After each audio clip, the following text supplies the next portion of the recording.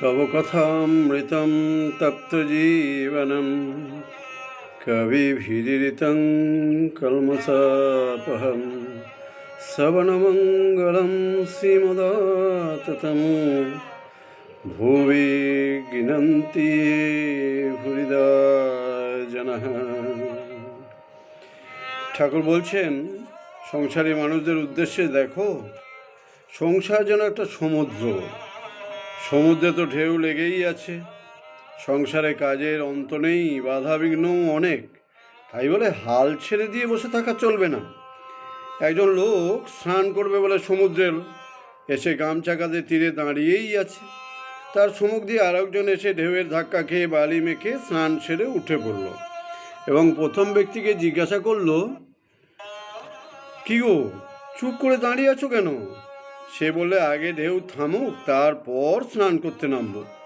দ্বিতীয়জন বলে, তবেই হয়েছে, দেখো ভাই, এরই ভেতর ঢেউয়ের ধাক্কা ছুঁয়ে বালি মেখে স্নান সেরে নাও। সাগরের ঢেউ কখনো থামে না। এই লোকটি প্রকৃত সাধু। অলস স্নানার্থীকে হিত কথাই শুনিয়ে দিলে। আর কি বলছেন ঠাকুর? না, সাধুর সঙ্গ যেন চালভানি জল। ঘোর মাতালকে যদি একটু একটু চালভানি জল খাওয়ানো যায়, তাহলে ক্রমে তার হুঁশ হয়। যারা সংসার মধ্যে মত্ত, তাদের বাঁচবার উপায় একমাত্র সাধুসঙ্গ। সাধুসঙ্গ করলে হুঁশ হয় আমরা কি করতে এসে কি করছি। তাই সাধুসঙ্গটি বিশেষ দরকার।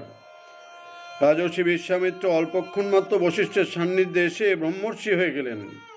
আবার গিরিশবাবুর দিকে যদি দেখা যায়, তাহলে দেখা যাবে তাকে ঠাকুরের কথা জিজ্ঞাসা করায় বললেন, ওরে তোরা আমাকে দেখ, আমাকে দেখলেই বুঝতে পারবি তিনি কি ছিলেন আর আমি কি ছিলাম, কি হয়েছি।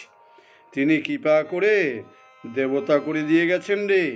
সত্যিই ঠাকুর বলছেন, সাধুর সঙ্গে মানুষ দেবতা হয়ে যায়। হরি ওম তৎসৎ।